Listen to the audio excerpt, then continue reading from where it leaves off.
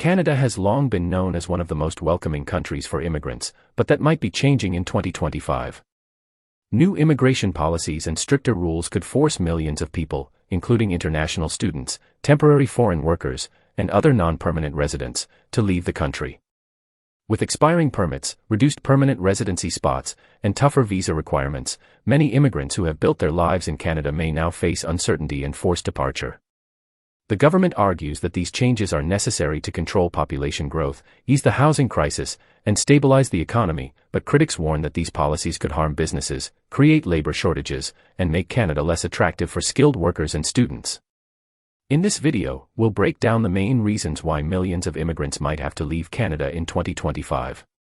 From the expiry of temporary visas to stricter rules for international students and foreign workers, we'll explain how these new policies are affecting people and what it means for Canada's future. If you or someone you know is living in Canada on a temporary visa, this is an important video to watch. Let's dive in. 1. Expiring temporary permits.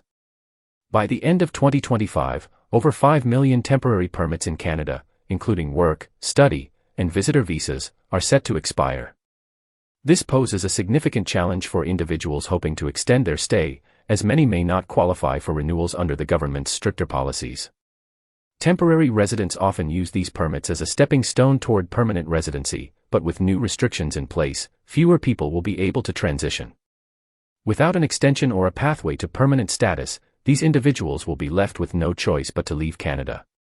The government's justification for this policy is to reduce strain on infrastructure, housing, and public services, which have struggled to keep up with record-high immigration levels. However, critics argue that this sudden shift will create instability, leaving businesses scrambling to replace workers and communities adjusting to population declines. Some sectors, such as hospitality, construction, and healthcare, rely heavily on temporary workers, meaning their departure could worsen existing labor shortages.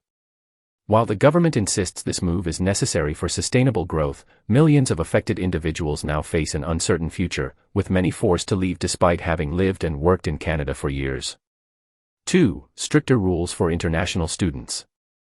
Canada has long been a top destination for international students, but new immigration policies are making it much harder for them to stay. By December 2025, approximately 766,000 study permits will expire, and many students will struggle to renew them due to stricter requirements. One major change is the reduction in study permits issued by the government, meaning fewer new students will be allowed into the country. Additionally, the government has raised the financial requirements for study permits, making it harder for students to prove they can afford to live in Canada. Many students rely on work permits after graduation to gain Canadian experience and apply for permanent residency, but with fewer pathways to PR, their chances of staying long-term are shrinking. The government argues that limiting international student numbers will reduce housing shortages and ease pressure on social services, but this move could hurt Canadian universities, which depend heavily on tuition fees from international students. Critics say these policies unfairly target students who have contributed significantly to Canada's economy and workforce. Unless major changes are made, a large portion of international students could be forced to leave in 2025. 3. Reduction in temporary foreign workers. Temporary foreign workers play a crucial role in Canada's economy, especially in industries like agriculture, hospitality, and healthcare, but the government is planning to cut their numbers by more than 40% by 2026. This means fewer workers will be able to obtain or renew their permits, leading to a mass departure of foreign employees. Many of these workers take up jobs that Canadians are unwilling or unable to fill, and their absence could create severe labor shortages. The government argues that limiting foreign workers will reduce unemployment and provide more opportunities for Canadian citizens, but industry experts warn that this will increase labor costs, disrupt supply chains, and even lead to business closures. Employers who depend on temporary workers may struggle to replace them, which could lead to rising prices for goods and services.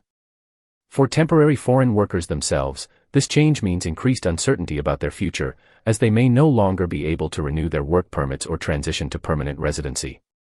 Many will be forced to return to their home countries, even after spending years contributing to Canada's economy. The result could be a weakened labor market, negatively impacting both businesses and consumers. 4. Lower permanent residency targets. One of the biggest obstacles for immigrants in 2025 will be Canada's reduction in permanent residency (PR) targets.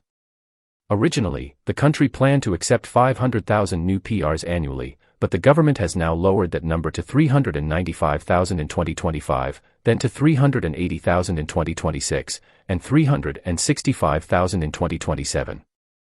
This means that fewer temporary residents, such as international students and foreign workers, will have a chance to become permanent residents. With competition increasing and fewer spots available, many people who have lived in Canada for years may be denied PR and forced to leave. The government claims that these cuts are necessary to control population growth and prevent overburdening public services, but critics say this will discourage skilled workers and hurt Canada's long-term economy. Many temporary residents choose Canada because they hope to stay permanently, and with these new restrictions, other countries may become more attractive destinations for skilled migrants. Immigration has been a major driver of Canada's economy, and reducing PR numbers could slow innovation and economic growth. For thousands of people already working and studying in Canada, these cuts mean uncertainty about their future and the likelihood of being forced to return to their home countries. 5. Housing and economic concerns. The main reason behind Canada's immigration policy changes is the housing crisis and economic concerns. Over the past few years, Canada has seen skyrocketing housing prices and rental costs, largely due to rapid population growth. Cities like Toronto and Vancouver have become some of the most expensive places to live, and even smaller cities are struggling to accommodate newcomers. The government argues that reducing immigration will help ease demand for housing, lower costs, and make life more affordable for Canadians. However, critics point out that immigrants are not the root cause of the housing crisis. Instead, poor planning, lack of new housing developments, and corporate real estate investment are to blame. Additionally, economic concerns are playing a role in these policy changes. With inflation and job competition increasing, the government believes reducing immigration will help stabilize wages and employment for Canadian citizens. However, some experts argue that this approach is short-sighted because immigrants contribute to economic growth by filling essential jobs, starting businesses, and paying taxes.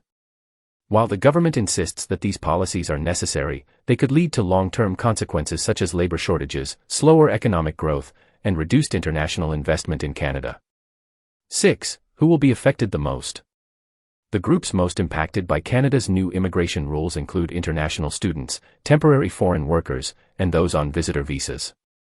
International students face higher tuition fees, fewer study permits, and tougher requirements, making it harder for them to stay in Canada after graduation. Temporary foreign workers, who fill crucial jobs in agriculture, healthcare, and hospitality, are seeing their numbers reduced, which means fewer work permits will be renewed. Additionally, people on visitor visas who were hoping to transition to a different status will now face stricter immigration rules, making it nearly impossible to stay legally. Families who have lived in Canada for years under temporary permits may be forced to leave, even if they have jobs and contribute to the economy. Many immigrants have spent thousands of dollars on education and work experience in Canada, hoping to gain permanent residency, but fewer PR spots and expiring permits mean they could be sent home with little warning. The situation is creating widespread anxiety among those affected, as many have built their lives in Canada and now face an uncertain future. Without alternative pathways, a mass departure of temporary residents is expected in 2025.